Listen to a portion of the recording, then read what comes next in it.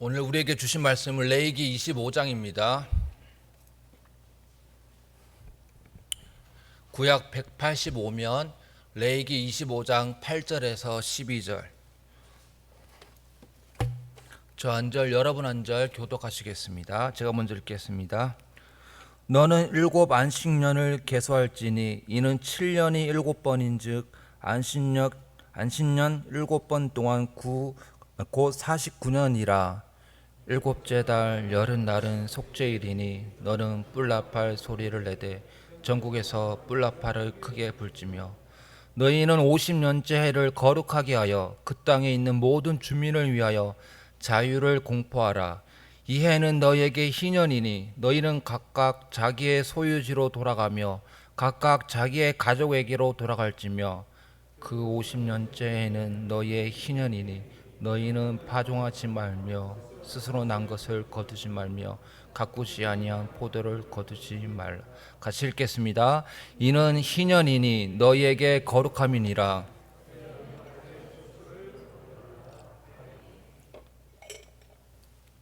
네, 오늘 설교 제목은 희년입니다. 그래서 제가 오늘 초등부 친구들에게 물어보니까 희년 한 번이라도 들어본 친구 손 들어보라니까 한 명도 손을 안 들었습니다. 그래서 혹시나 성도님들 중에서 아마 이런 단어가 아마 생소하실 수도 있는데 어쨌든 이게 레위기 25장에 나오는 내용입니다. 이 희년이라는 단어의 유래가 어디서 나왔냐면은 보통 두 가지 설이 있는데요. 하나는 양의 뿔로 만든 트럼펫, 이렇게 양의 이렇게 가지고 후 이렇게 크게 불면 이렇게 소리가 크게 나는 양의 뿔로 만든 트럼펫, 이게 희년이다라는 단어에서 나왔다라는 말도 있고, 혹은 자유라는 단어에서 희년이 나왔다라는 말이 있습니다. 뭐 학자들 간에 희년이라는 단어의 유래가 어디서 나왔냐 이렇게 서로 이렇게 뭐 싸우고 있긴 하지만은, 그래서 단어의 정확한 유래의 의견이 분분하지만은 어찌되었든 희년의 시작은 양의 뿔로 만든 트럼펫을 크게 울립니다. 그러면 그게 이스라엘 진영 가운데 다 소리가 전파되어지고, 그러면 이제 희년의 시작이구나라는 것을 알게 되어지고, 그 다음에 희년의 중심 사상은 자유임을 부정할 수 없습니다. 그래서 이 희년의 시작은 트럼펫을 불고 시작되어지고 그것의 핵심은 자유다라는 것을 부정할 수 없는 사실입니다. 그러면 우리는 언제 희년인가라는 것을 보게 되어지는데요. 7일마다 안식일이 있습니다. 그리고 7년마다 안식년이 있습니다. 그래서 7일마다 안식일이 있고 7년마다 안식년이 있고, 7년마다 안식년 되는 게 7번이면 7, 7에 49, 49년입니다. 49년 다음 50년째가 희년입니다. 그래서 안식일 7년을 7번 곱해서 그 다음에 희년이기 때문에 흔히들 슈퍼 안식년 이렇게 얘기도 합니다. 안식년과 희년에는 지켜야 할 규례 중 일부가 겹치기도 합니다. 그러나 희년에는 안식년에 없는 부분이 추가적으로 있기도 합니다. 그러면 레위기 25장을 바탕으로 해서 희년에는 어떤 일이 일어나는가라는 것에 대해서 먼저 일단 간단하게 설명을 드리겠습니다.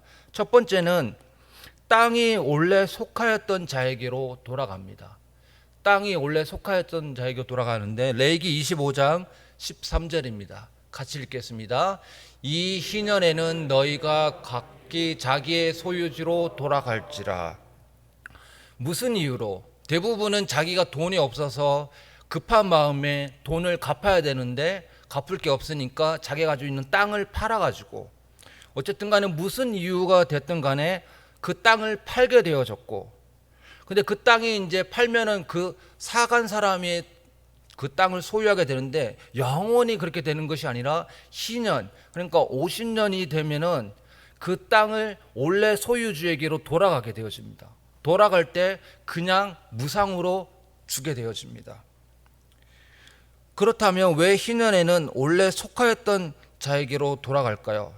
그것은 레위기 25장 23절에서 그 토대를 찾을 수 있는데요. 같이 한번 읽어보겠습니다. 토지를 영구히 파지 말 것은 토지는 다 내 것입니다.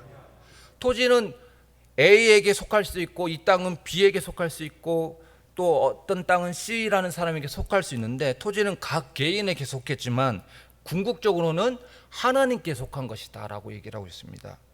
내 힘으로 토지를 획득한 것이 맞지만은 그리고 그것이 이 우주 만물을 창조하시고 그 땅도 만드신 분이 하나님이시기 때문에 비록 내 힘으로 그 땅을 소유했다고 할지라도 이 모든 만물을 땅을 포함해서 모든 만물의 창조자 되시고 주관자 되시는 하나님이 이 모든 만물의 소유주이기 때문에 다 그래서 그 땅이 원래 속하였던 자로 그래서 그리고 그 땅은 너희의 것이 아니라 하나님께서 우리에게 잠깐 맡겨주신 것이라는 것이죠.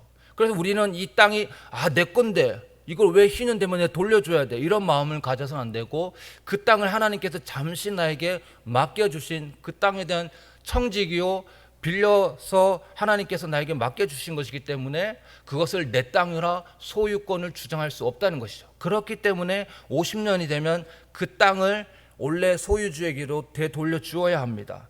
토지를 포함하여 이 세상의 모든 것이 하나님이 만드시고 우리에게 맡기신 것이니 우리는 이 땅을 포함해서 우리의 모든 것을 우리의 것이라고 주장하면 안 된다라는 것을 알게 되어지고요.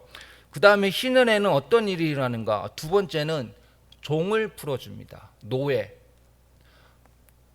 레위기 25장 39절 41절 같이 한번 읽어보겠습니다. 너와 함께 있는 내 형제가 가난하게 되어 내게 몸이 팔리거든 그때에는 그와 그의 자녀가 함께 내게서 떠나 그의 가족과 그의 조상의 기업으로 돌아가게 하라. 여기서 보면 내 형제가 가난하게 되어 몸을 팔아야 되는 경우가 있습니다. 물론 자기도 이런 상황이 원하는 것을 원치는 않지만 어쨌든 상황이 그렇게 되어졌습니다.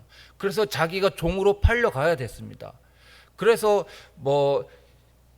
희년이 끝나고 1년부터 49년까지 만약에 자기가 종이 2년째 아니면 10년째 아니면 30년째 몇 년째 이렇게 종으로 팔려갈 수 있는데 그게 언제 팔렸든 간에 50년이 되면 종으로 팔려갔던 사람을 무조건 그리고 아무런 대가 없이 다 종을 풀어줘야 되는 게 희년입니다.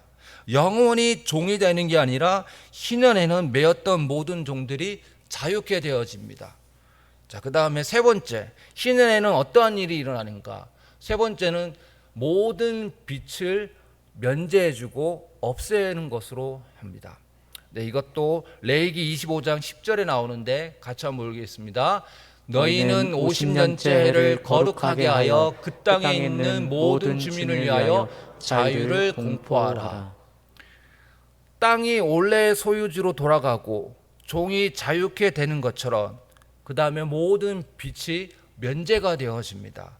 희년이 되기 전까지는 빛 때문에 생활고에 시달리고 마음의 짐이 무겁더라도 희년이 되면 모두 면제됩니다. 면제를 받은 사람은 자유를 맛보며 새 출발을 할 수 있죠.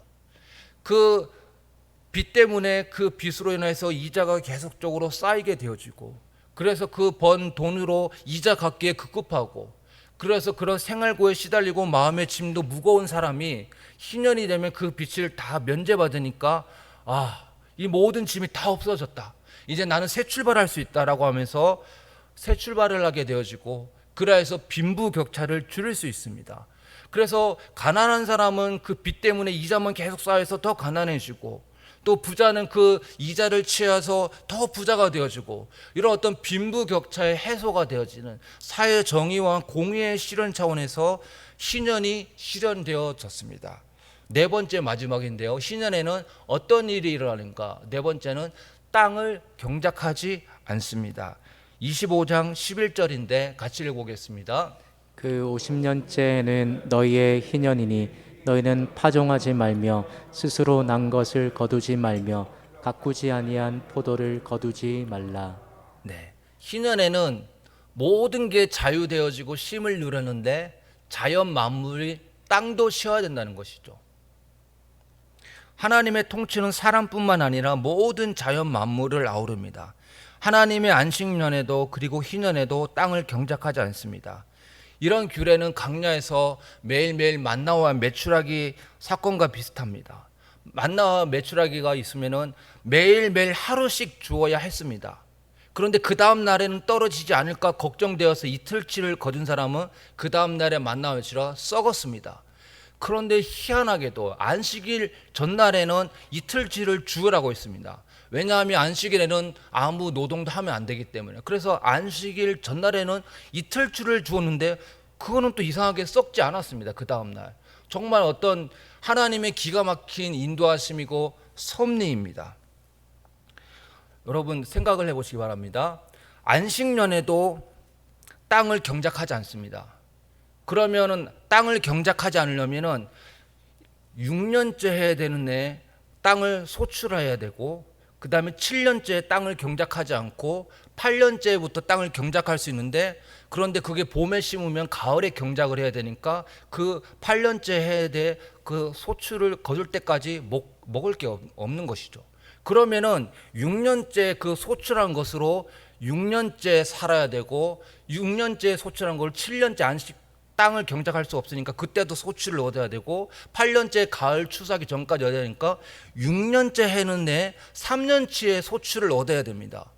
하나님이 안식년에는 경작하지 말라고 했고 또 그렇게 하면 안 됐는데, 그리고 하나님이 그렇게 하면은 먹을 것을 다 책임져 주겠다라고 얘기를 하고 있습니다. 그것이 레위기 25장 21절에 나오는데요.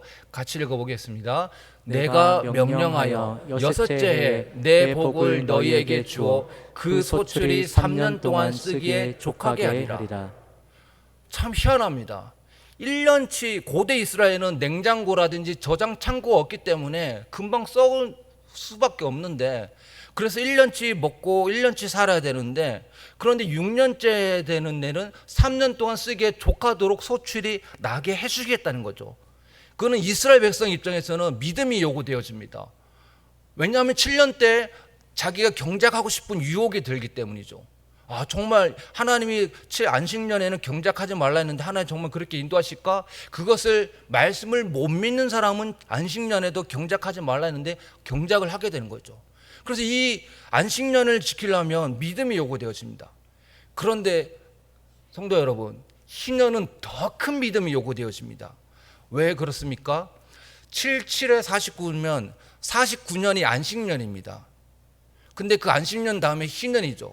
그러면 48년째 돼 소출을 거두게 되어지고, 49년째는 안식년이니까 땅을 경작할 수 없고, 그 다음에 50년에도 희년이니까 땅을 경작할 수 없고, 그러면은 51년째 경작해서 그때 가을에 추수하게 되니까 48년 때 추수한 곡식으로 48년, 49년, 50년, 51년 4년치를 1년에 경작한 것으로 먹고 살아야 됩니다. 그러니까 희년에 땅을 경작하지 말라, 이 하나님의 말씀은 정말 하나님이 나의 공급자이구나 라는 것을 인정하지 않고는 견딜 수가 없는 것이요.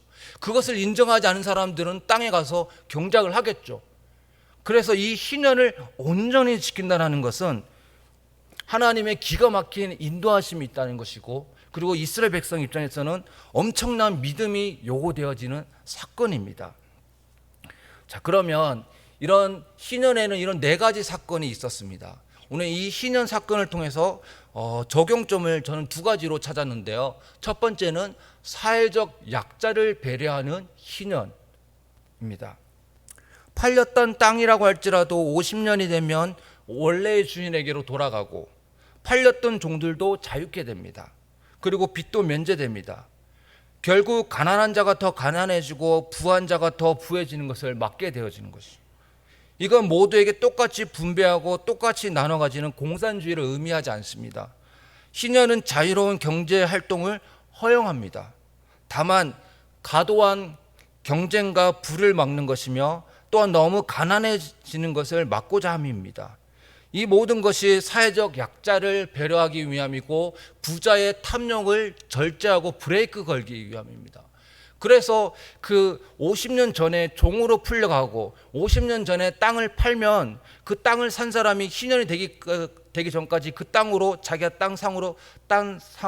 땅을 사가지고 그 땅으로 이렇게 경작을 하면서 그 소득을 자기가 다 가져가게 되는 거죠. 그러니까 그 사람도 자유로운 경제활동이 되는 것이고, 그 소득이 가진 자가 더 가지게 되어집니다. 그러니까 공산주의가 아니라 자유로운 경제활동을 허용하는 것이죠. 그러나 50년이 되면 그 땅을 다시 원래 주인에게로 돌려줘야 됩니다.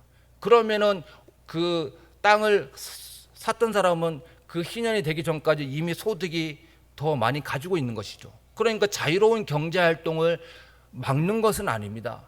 그러나 부자가 그 동전만 이득을 취해라, 더 넘어가서 더 취하지 말고 그 동전만 부자 너희들은 취하고, 그 다음에 가난한 자가 땅을 다시 한번 돌려받게 됨으로 인해서 아, 내가 이제 새 출발할 수 있구나 라는 걸 통해서 약자들을 배려하는 것이죠.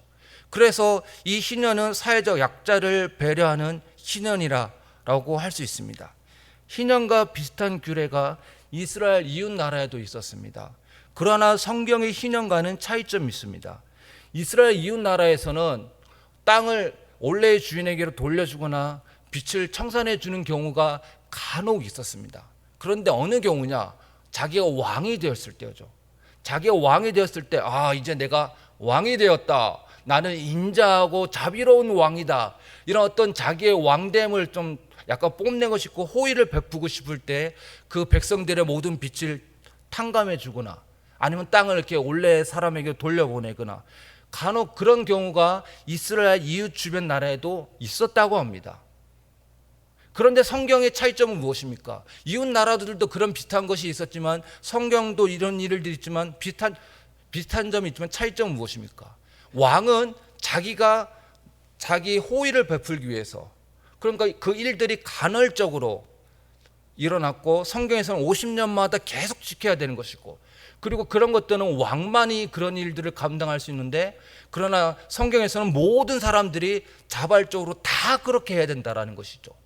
그래서 왕이 그렇게 하는 것도 쉽지 않은데, 그런데 성경에서는 모든 사람이 다 동참해야 되고 그 다음에 50년마다 그렇게 해야 되니까 얼마나 이웃 나라들과 비교했을 때 더 급진적이고 혁명적인지를 우리는 알게 되어집니다.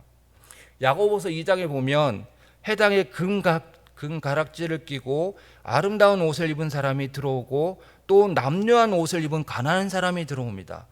그렇게 두 종류의 사람이 들어오는데 사람들의 반응이 역시나 두 종류입니다.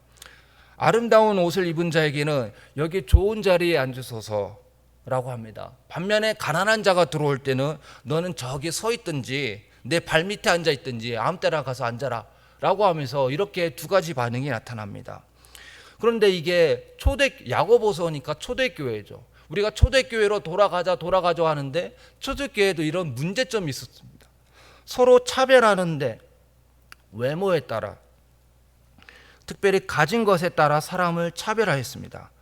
물론 야고보는 사람을 차별하여 대하지 말라는 예를 든 것이지만은 야고보가 말한 것이 실제로 일어났는지 아닌지는 알 수가 없습니다.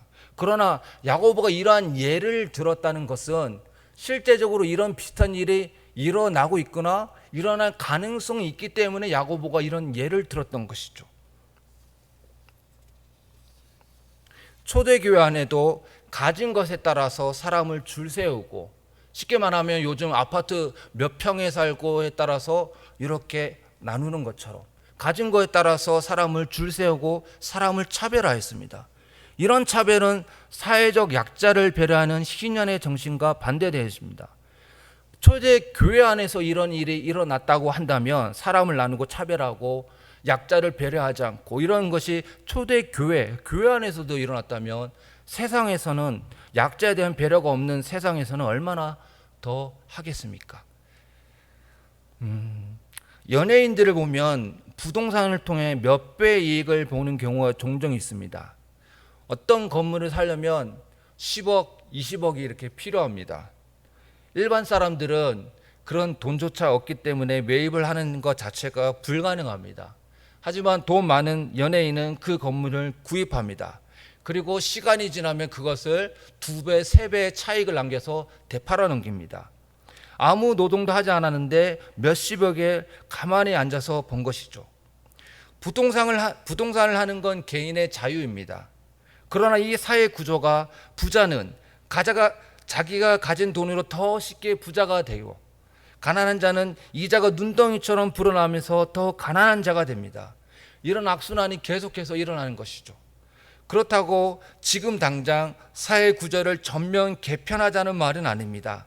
다만 희년은 가난하고 약한 자를 그 빛을 면제해주고 종이었던 자를 풀어주고 땅을 원래 소유주에게 풀어줘서 새 출발하고 그 모든 짐에서 풀어주고 그래서 새 출발할 수 있게 그런 약자에 대한 배려의 차원에서 있었던 것처럼 우리가 이 희년의 이 말씀을 보면서 정말 내가 이 약한 자를 배려하고 있는지, 그리고 그 부자가 계속적으로 부자대 그 탐욕의 그런 브레이크 없이 계속 부자 되는 것을 막았던 장치였던 것처럼 부한자의 욕망을 절제하기 위한 장치였다는 사실을 기억하며 적어도 나 자신은 희년의 정신에 부합하는 삶을 살아야 되지 않을까, 이렇게 말씀을 생각할 수 있습니다.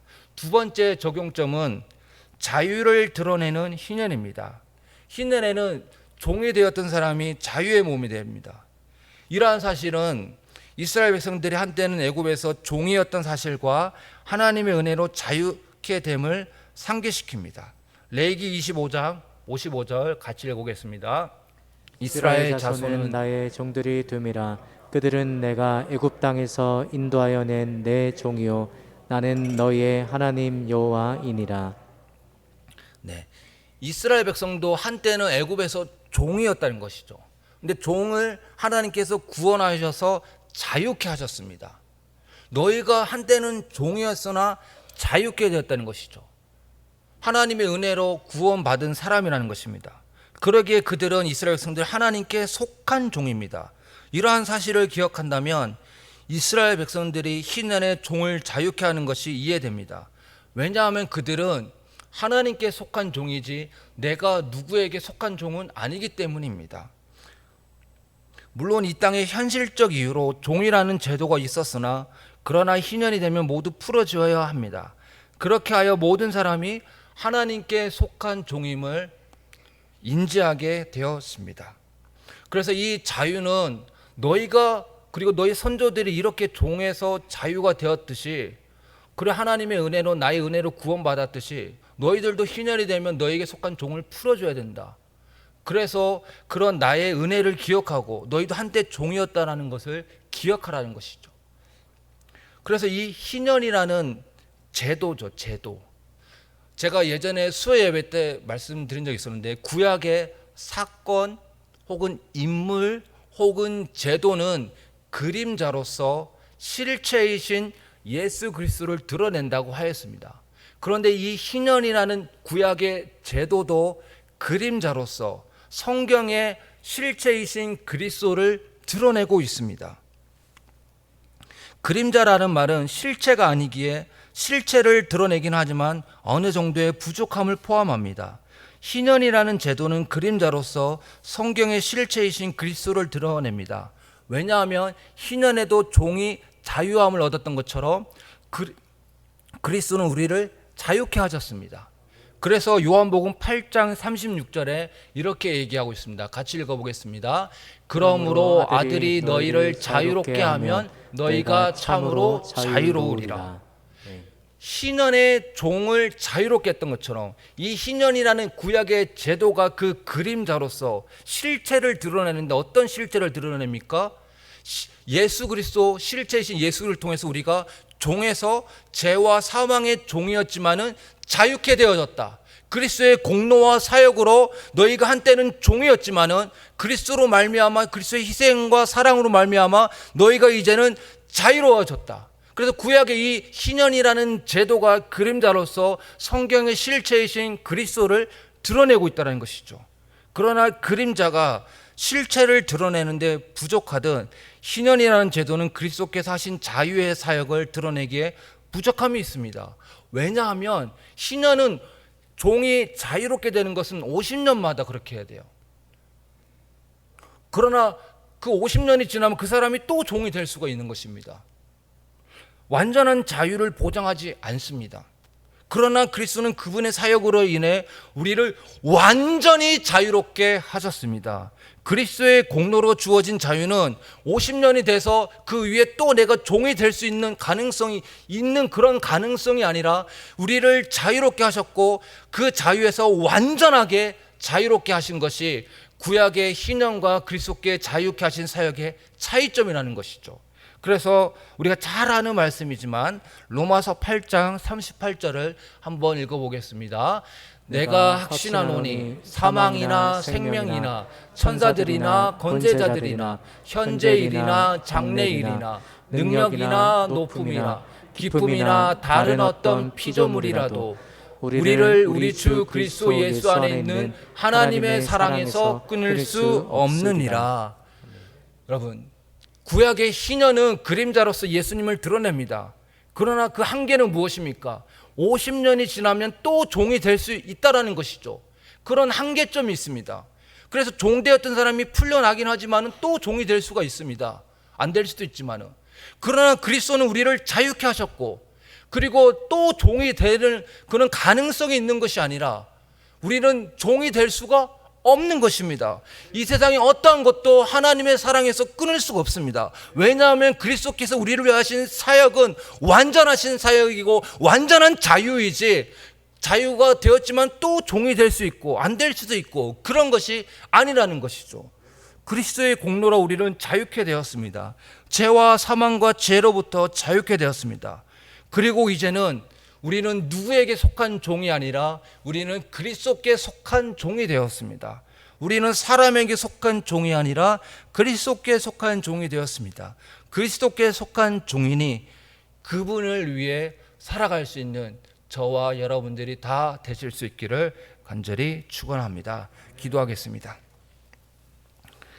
사랑하는 하나님 아버지, 희년에 자유의 몸이 되어서 약자들이 새 출발할 수 있고 부자들의 탐욕을 브레이크 걸었던 것처럼, 하나님, 우리가 우리 주위에 있는 사회적 약자를 생각하고 그들을 위해 기도하고 또 액션도 취할 수 있는 우리가 되어지게 하여 주시옵소서. 하나님, 나만 배부르면 된다라는 마음보다는 같이 배부르자라는 마음으로 내 주위에 있는 사회적 약자를 돌보게 하여 주옵시고, 하나님, 또 이 희년이라는 제도가 그리스도의 완전하신 자유를 예표하였던 것처럼 하나님, 그리스도의 공로와 사역으로 우리를 완전하게 자유케 하여 주시니 감사합니다. 그 그리스도의 공로와 은혜가 우리의 삶 가운데 날마다 넘쳐나게 하여 주시옵소서.